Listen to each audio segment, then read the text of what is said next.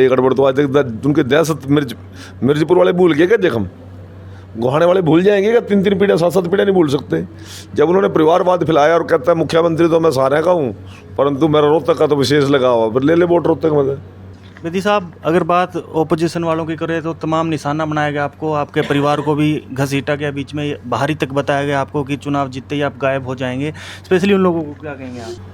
नमस्कार दोस्तों, मैं हूं नरेंद्र, स्वागत करता हूं आपका मेरे यूट्यूब चैनल पर। नरवाना के नवनिर्वाचित विधायक कृष्ण बेदी जी हमारे बीच मौजूद है। तमाम सवाल जवाब करेंगे इनसे। बने रहिए हमारे साथ, वीडियो को बिल्कुल भी स्किप मत कीजिए। सर नमस्कार। नमस्ते सर, आपके होम टाउन में पहला आपका ये इलेक्शन था, क्या अनुभव रहा? देखिए, मेरी ये पैतृक भूमि है और इस धरा ने जितना मान सम्मान दिया, जितना लाड दिया, जितना प्यार दिया, शायद कहीं और संभव ही नहीं था। और 20-22 दिन के अंदर इन लोगों ने कितने लाड और प्यार के साथ, संगठन के लोगों ने मुझे हरियाणा के विधानसभा में भेजने का काम किया। ये ऐतिहासिक एक क्षण था और यहाँ की मेरे पूर्वजों पर ही इस मिट्टी का इतना बड़ा कर्ज है और मेरे ऊपर और कर्ज चढ़ गया। मैं तो प्रयास करूँगा कि मुझे पुनर्जन्म भी लेकर ये कर्जा उतारने का मौका मिला तो उतारूँगा। बेदी साहब, अगर बात ओपोजिशन वालों की करें तो तमाम निशाना बनाया गया आपको, आपके परिवार को भी घसीटा गया, बीच में बाहरी तक बताया गया आपको कि चुनाव जीतते ही आप गायब हो जाएंगे। स्पेशली उन लोगों को क्या कहेंगे आप? जिन लोगों ने सारी सीमाएं पार करी, एक गरिमाएं तार करी, उन लोगों को भी अब एहसास हो जाना चाहिए। और जिस प्रकार से परिवार के ऊपर आरोप लगाने, बारी के आरोप लगाने, वो एक्चुअल में आपके समझने में गलती थी। वो बारी नहीं कर रहे थे, भारी उम्मीदवार उतार रहे थे। वो कुछ लोगों के समझ में, बाद में समझ में आया अब ये तो भारी उम्मीदवार है। लोग उसको बारी समझते रहे और आज वो लोग अपने, उनको धरातल का पता लग गया कि धरातल क्या होता है और विचारधारा क्या होती है। भारतीय जनता पार्टी के संगठन ने, भारतीय जनता पार्टी की नीतियों ने, भारतीय जनता पार्टी के किए हुए कामों ने, मेरे देश के प्रधानमंत्री ने, मेरे पूर्व मुख्यमंत्री माननीय मनोहर लाल जी ने, माननीय नायब सिंह सैनी जी ने और यहाँ के संगठन के कार्यकर्ताओं ने उनकी नीतियों पर चलते हुए जो पसीने को पानी की तरह बहा दिया, जिन लोगों ने एक एक सेकंड पार्टी के लिए काम किया, मेरे लिए काम किया, कमल के फूल के लिए काम किया, मेरे कार्यकर्ता साथियों ने, इतनी बड़ी टीम थी, इतना काम किया और आज इसका रिजल्ट है कि 75 साल के बाद नरवाना की धरा पर कमल खिला है। और अब जब कमल खिल ही गया है तो फिर ये लंबे समय तक खिला रहेगा। एक उम्मीदवार ने ये कहा था कि शाहबाद की जनता इनको नकार चुकी है, तो नरवाना की जनता भी नकार देगी इनको। अब उसने जो कह दिया सो कह दिया, अब वो उसमें सुधार ही कर ले तो ठीक है, नहीं करेगा तो वो जाने। लोकतंत्र में सब तरह के आरोप लगते हैं, परंतु पूरे चुनाव के अंदर कोई एक व्यक्ति ये नहीं कह सकता है कि किसी नेता के खिलाफ, किसी पार्टी लीडर के खिलाफ, किसी कैंडिडेट के खिलाफ कृष्ण बेदी ने एक शब्द भी उपयोग किया हो। मैं जो शैलजा जी का जिक्र आया तब भी मैंने कहा कि हमारे माननीय नेता है। भूपेंद्र हुड्डा जी का जिक्र आया तब भी मैंने यही कहा कि हमारे नेता है। मानना ओम प्रकाश चौटाला जी का जिक्र आया तो मैंने उनका भी सम्मान के साथ नाम लिया। अवैध जी का नाम आया तो मैंने उनका नाम भी सम्मान के साथ लिया। रणदीप जी का नाम आया तो उनका नाम भी सम्मान के साथ लिया।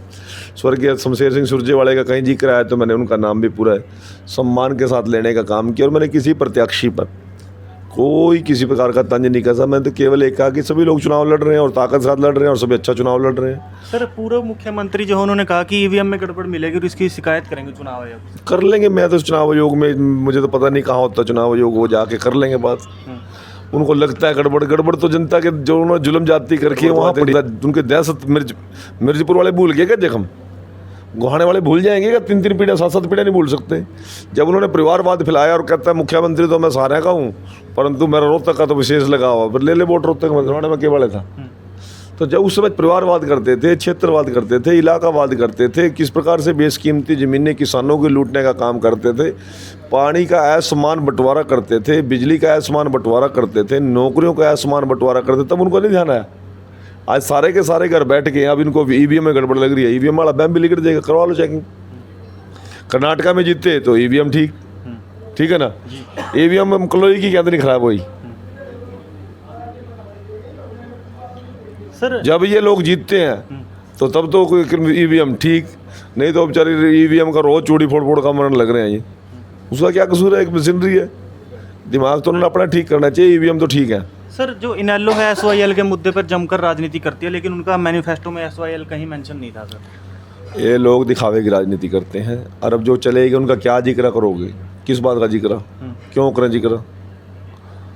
चलेगी। सर, नरवाना में किन मुद्दों पर आपका फोकस रहने वाला है? एक लास्ट क्वेश्चन आपसे। नरवाना स्वच्छ हो, नरवाना स्वस्थ हो, नरवाना सुंदर हो, नरवाना सुशिक्षित हो, नरवाना में सुशासन हो। नरवाना के अंदर हम आने वाले 100 दिनों के अंदर एक बड़ा प्लान लेकर मैं काम करूंगा। यहाँ के सीवरेज सिस्टम को, यहाँ की इलेक्ट्रिकल सिस्टम को, यहाँ के रोड्स को, यहाँ के एजुकेशन सेंटर को, यहाँ के स्वास्थ्य केंद्र को, उसको बेटर बनाने की और हम शुरुआत करेंगे। कल भी मैंने कुछ अधिकारियों के साथ मीटिंग लेने की बात करी थी, आज भी कुछ लोगों के साथ में बैठूंगा और जल्दी ही हमारी टीम, पूरी बीजेपी की टीम में भगवती जी बैठे हैं, धर्मवीर जी बैठे हैं, उधर मनदीप जी बैठे हैं और हमारे सीनियर लीडर दूसरे कमरे में बैठे हैं, ओम प्रकाश जी हैं, रिचपाल जी हैं, डॉक्टर विनोद जी हैं, सभी लोग बैठ के चर्चा कर रहे हैं। सभी प्लान हमने रोड मैप तैयार कर लिया है और मैंने कहा था आपके सामने, कल से आप मेरे साथ हो ना जी। मैंने कहा था 1 सेकंड भी मैं फ्री नहीं बैठूंगा और ना मुझे आदत है। तो मैंने कहा था 8 तारीख को आप चुनाव जिता दोगे, 9 तारीख से काम में लग जाऊंगा और आज मैंने काम में लग भी गया हूँ। कल से काम में शुरू कर दिया हमने और अभी आने वाले टाइम के अंदर इसके रिजल्ट मिलेंगे। अभी हमारे मुख्यमंत्री जी की शपथ हो जाए तो आगामी कार्यक्रमों की फिर रूपरेखा तय कर देंगे। सर, आपको कौन सा मंत्रालय मिलने की पूरी पॉसिबिलिटी है? नरवाना के लोगों का एक गिफ्ट होगा कि ये पुराना गढ़ रहा था इन नल्लों का, ये तोड़ दिया आपने सर, तो एक मंत्रालय तो बनता है सर नरवाना के लोगों के लिए। नहीं, सारा मुख्यमंत्री हमारा ही नहीं है, प्रधानमंत्री जी भी हमारे हैं, जी। तो सारा कुछ हमारा ही नहीं है। कोई मंत्रालय की बात नहीं होती, विधायक बना दे लोगों ने, मैं विधायक की पूरी तरह ड्यूटी निभाऊंगा और नरवाना के लिए ही मेरा पूरा समय लगेगा। मैं पूर्णतः से नरवाना के लिए समर्पित हूँ। परिवार से पहले भी मेरी प्राथमिकता नरवाना ही रहेगी। सर, एक अपील कर दीजिए, एक लास्ट मैसेज दे दीजिए जिन लोगों ने आपके लिए मतदान किया और जिन्होंने नहीं भी किया उनके लिए भी कर। नहीं, डेमोक्रेसी के अंदर 100% मतदान एक ही व्यक्ति को होगा, ये संभव नहीं है। सभी लोग एक ही विचारधारा पे चलेंगे, ये संभव नहीं है। तो परंतु जिन लोगों ने आशीर्वाद दिया, सहयोग दिया, उनका तो मेरे पास शब्द नहीं है कि किन शब्दों में मैं उनका आभार प्रकट करूं। परंतु जो लोग हमारा सहयोग नहीं भी कर पाए, चाहे विचारधारा के कारण थे, चाहे राजनीतिक कारण थे, चाहे उनका पारिवारिक कारण थे, परंतु स्वस्थ और मजबूत लोकतंत्र के लिए उन्होंने मतदान किया, इसके लिए उनको बहुत बहुत धन्यवाद। क्योंकि डेमोक्रेसी के अंदर यदि मतदाता वोट ही डाल लेगा तो डेमोक्रेसी काहे की रह जाएगी। तो हमने डेमोक्रेसी का सम्मान करना है। जिन लोगों ने मतदान में हिस्सा लिया उनका तो बहुत बहुत धन्यवाद, और जिन लोगों ने इस मतदान में हिस्सा नहीं ले सके किसी कारण से, उनको आगे मैं निवेदन करूँगा कि मतदान अवश्य करें। चुनाव कुछ भी हो, आपकी सिलेक्शन कुछ भी हो, परंतु वोट डालने जरूर जाए। अपना कीमती समय देने के लिए धन्यवाद। थैंक यू, आपका भी धन्यवाद।